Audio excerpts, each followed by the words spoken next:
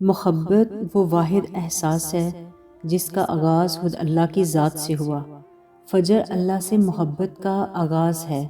جب ہم خود محبت کا آغاز کرتے ہیں نا تو اللہ پاک بھی اظہار محبت میں ہمیں باقی نمازوں کی توفیق دے دیتے ہیں۔ جن کو چاہت ہوتی ہے وہ انہیں ہی اپنی طرف بلاتا ہے، اور پھر یوں رفتہ رفتہ محبت کا یہ سلسلہ تہجد تک پہنچ جاتا ہے۔ تہجد تو پھر ملاقات ہے اللہ سے۔ بس پھر جب اس سے ایک دفعہ ملاقات ہو جائے تو انسان مکمل ہو جاتا ہے۔ یوں اللہ کی محبت انسان کو مکمل کرتی ہے۔ اکثر ہماری اپنی غرض ہی ہمیں اللہ تک لے جاتی ہے۔ اس کو تو یہی بات بہت پسند ہے کہ میرے بندے نے مجھ تک پہنچنے کی کوشش تو کی، پھر وہ کوشش اپنے مقصد کے لیے ہی کیوں نہ ہو۔ خود تک پہنچنے کے ذریعے وہ خود بناتا ہے۔ انسانی سوچ اس کی مصلحتوں سے بہت دور ہے۔ شاید تبھی وہ توڑ کر بتاتا ہے کہ دیکھو، اگر یہ شخص یا یہ چیز تمہیں مل جاتی تو اتنا بڑا نقصان ہو جاتا کہ تم تصور بھی نہ کر پاتے۔ وقتی طور پر سب کو تکلیف ہوتی ہے، جذبات کی توہین ہو تو انسان ٹوٹ جاتا ہے، تھک جاتا ہے، مگر آہستہ آہستہ سب سمجھ آنے لگتا ہے۔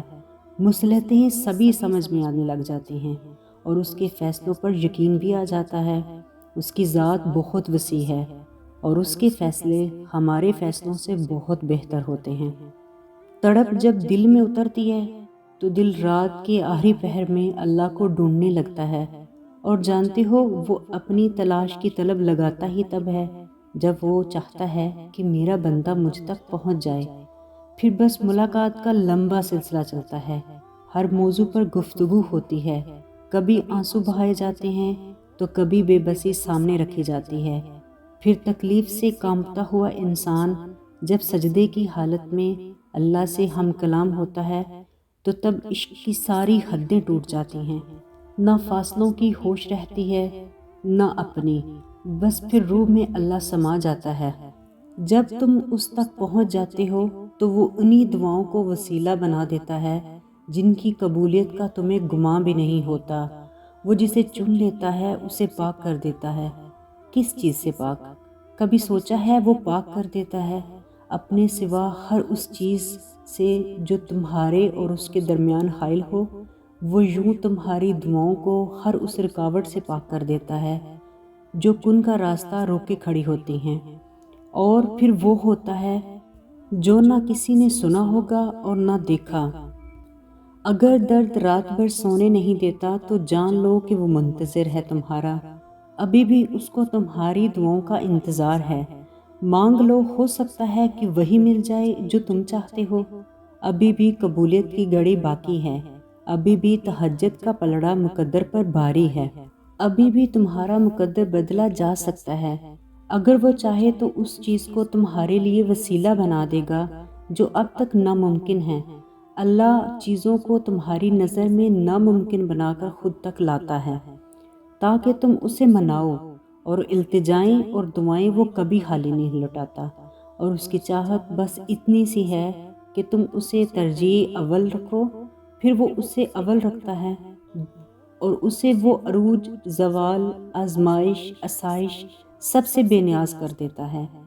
وہ جس کا نام الخبیر ہے یعنی خبر رکھنے والا، پھر وہ کیسے تمہاری سسکیوں سے بے خبر ہو سکتا ہے؟ وہ جس کا نام الودود ہے یعنی محبت کرنے والا، پھر وہ کیسے تمہاری محبت کی لاج نہیں رکھے گا؟ وہ جس کا نام الوکیل ہے یعنی کام بنانے والا، پھر وہ کیسے تمہاری کہانی ادھوری رہنے دے سکتا ہے؟ اور جس کا نام المتین ہے یعنی طاقت والا، پھر وہ کیسے تمہیں کمزور رہنے دے سکتا ہے؟ وہ دیکھتا ہے کہ میں نے جسے بنایا وہ مجھ سے زیادہ محبت کرتا ہے یا اپنی چاہ سے۔ وہ کچھ دعائیں اس لیے ادھوری چھوڑ دیتا ہے تاکہ ان دعاؤں کے پورا ہونے کی تڑپ تمہیں اس کے قریب کر سکے۔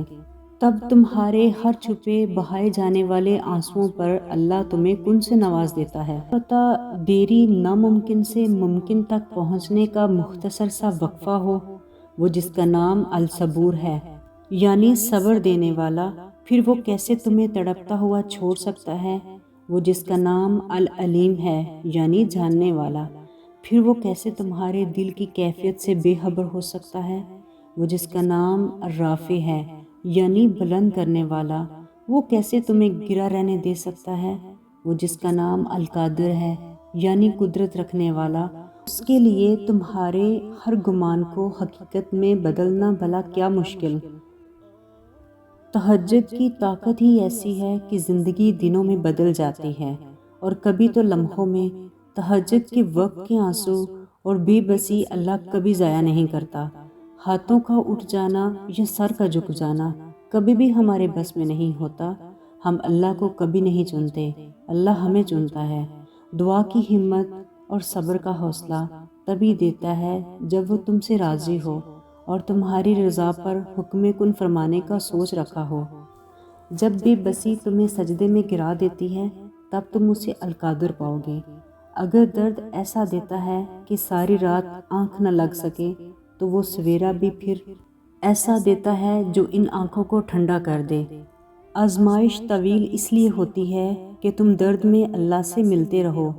اللہ جب سجدہ تہجد اور دعا کی توفیق تمہارے مقدر میں لکھ دیتا ہے تو قبولیت کے معجزے خود بخود ہونے لگتے ہیں۔ اگر اس چیز کا خیال دل سے نہ نکالے تو جان لو کہ تمہاری دعا قبول ہو چکی ہے۔ ذرا سی دیری بس ملاقات کا بہانہ ہے۔ تمہارے دل کی بے قراری اور راتوں کو یوں تڑپنا وہ سب دیکھتا ہے۔ جب یقین کی ڈور اللہ پر چھوڑ دی جاتی ہے تو پھر اللہ اپنے بندے کو کبھی رسوا نہیں کرتا۔ تمہارا صبر آزمایا جا رہا ہے، ممکن ہے وہ تمہیں امید سے یقین کی طرف لے جا رہا ہو۔ صبر کا دامن تھامے رکھیں، بے شک وہ تمہارے ہر آنسو، ہر تکلیف، ہر پریشانی اور صبر سے واقف ہے، اور بے شک اللہ صبر کرنے والوں کے ساتھ ہے۔